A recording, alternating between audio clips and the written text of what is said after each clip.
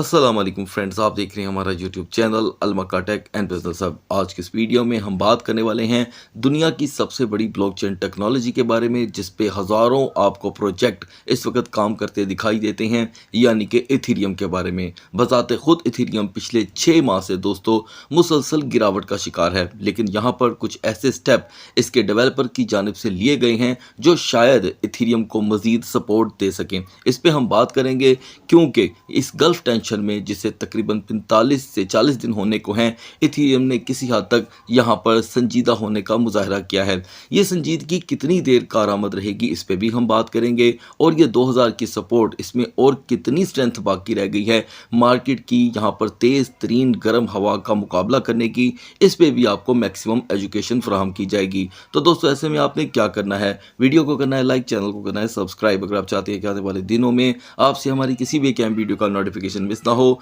तो bell icon के button के साथ साथ ऑल के बटन को भी क्लिक कर दीजिएगा। तो गाइस, आगे बढ़ने से पहले कुछ चीज़ें हैं जो जानना बड़ी ज़रूरी हैं। इथेरियम फाउंडेशन हमेशा ज़्यादातर जानी जाती है स्टेकिंग प्रोग्राम से, क्योंकि ज़्यादातर दुनिया भर में मैं यानी कि एशियन कंट्री का इसके ऊपर रुझान बहुत कम देखता आया हूँ, बल्कि मैंने देखा ही नहीं है। और अब जाकर के पिछले 1-2 सालों में एशियन कंट्रीज़ में लोगों को पता चला है कि स्टेकिंग आखिर कहते किसको हैं। ठीक है, it's working just like a bank, लेकिन फ़िलहाल इसे समझना बड़ा मुश्किल भी है, क्योंकि इसके पॉइंट जो हैं वो ज़्यादातर काफ़ी ज़्यादा टफ़ यहाँ पर समझ लें कि नक्शे के साथ जाके मिलते हैं, जिसे समझना बड़ा मुश्किल हो जाता है।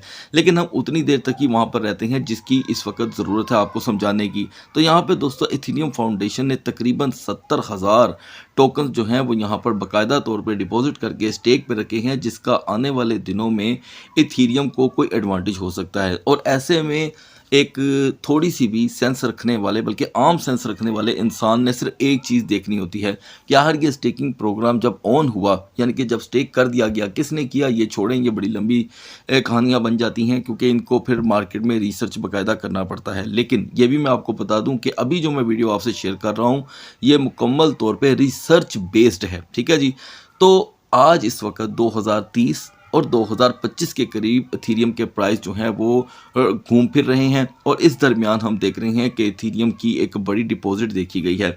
जब ऐसे मौके पे और ऐसी नाजुक स्टेज पे कोई प्रोग्राम मार्केट में या इसकी फाउंडेशन या इसके डेवलपर लेकर के आते हैं और वो कंप्लीट हो जाता है, तो फौरी तौर पे उस टोकन को सपोर्ट मिलना शुरू हो जाती है।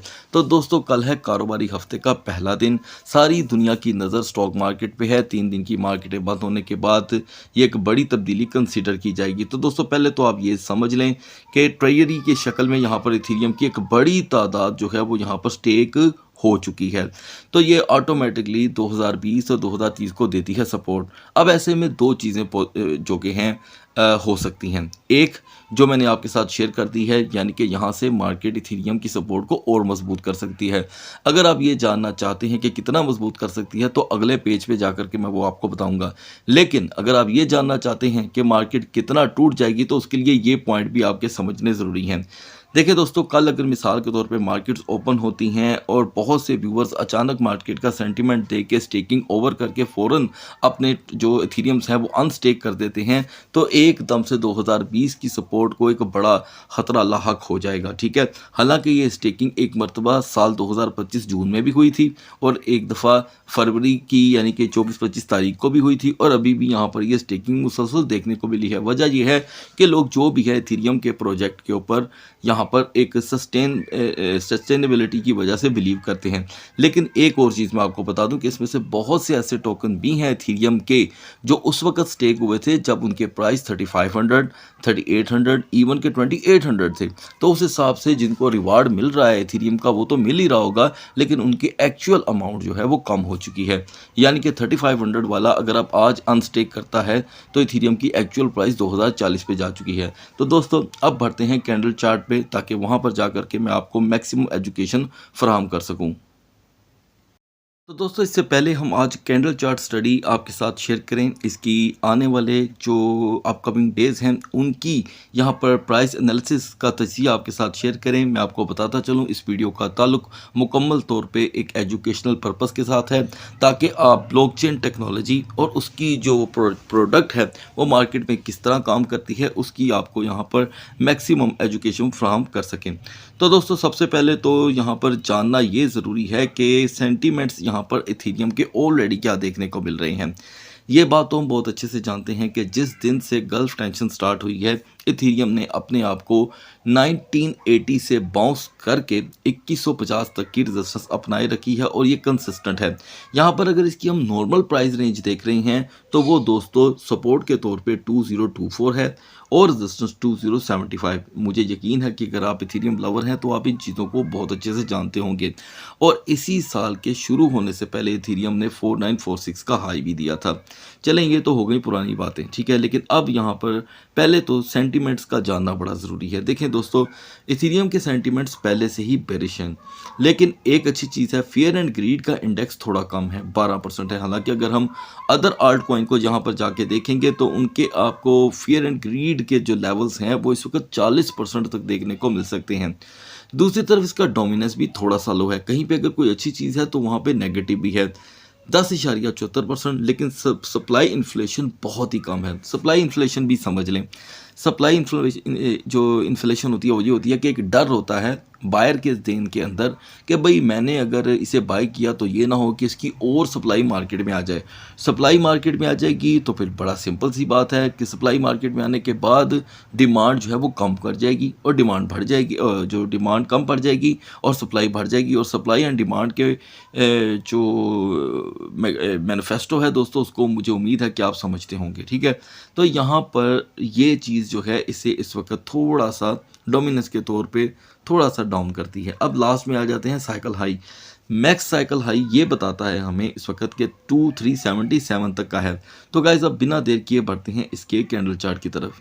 तो दोस्तों आपको आसान तरीके से समझाने के लिए मैंने यहाँ पे 1 मंथ का कैंडल चार्ट ओपन किया है, ताकि आपको इसकी जो करंट हिस्ट्री है वो भी साथ साथ समझ आती रहे। तो दोस्तों ये वो स्ट्रगलिंग एरिया है जहाँ पर हमने तकरीबन ये तमाम गल्फ़ के कॉन्फ्लिक्ट के दरमियान इसमें उतार चढ़ाव देखे।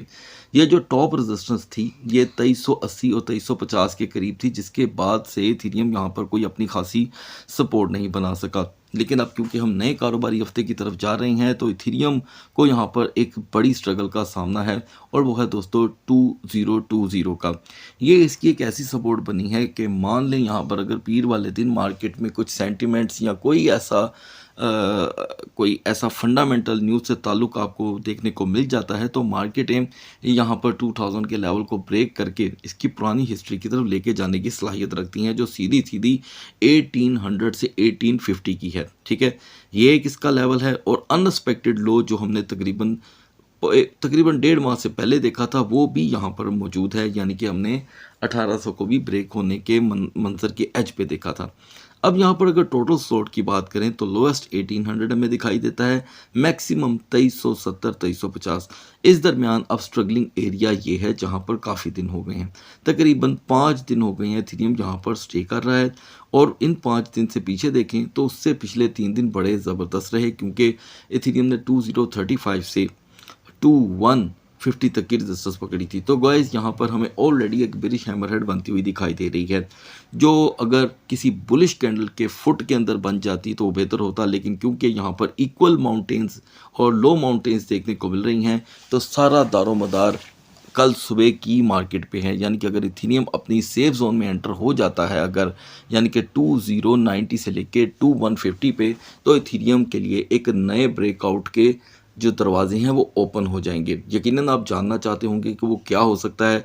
तो दोस्तों मैं सिर्फ आपको कैंडल चार्ट स्टडी ही बता सकता हूँ, वो ये है कि नियरेस्ट वन 2200 का लेवल है, ये नियरेस्ट वन है, ठीक है 22। और अगर हम इसके ऊपर कुछ एक्स्ट्रा इसके अंदर समझ लें हवा भरती हुई देख लेते हैं इथेरियम के टोकन में, तो 2250 से ज़्यादा की स्ट्रेंथ अभी मौजूद नहीं है, इसलिए कि रिजेक्शन का एलिमेंट साथ साथ है। आई होप दोस्तों कि ये 2000 की जो सपोर्ट है इसके गिर्द का जो रिजल्ट है वो जल्द मार्केट में रिवील हो जाएगा। सो गाइस अगली वीडियो तक अल्लाह हाफिज़।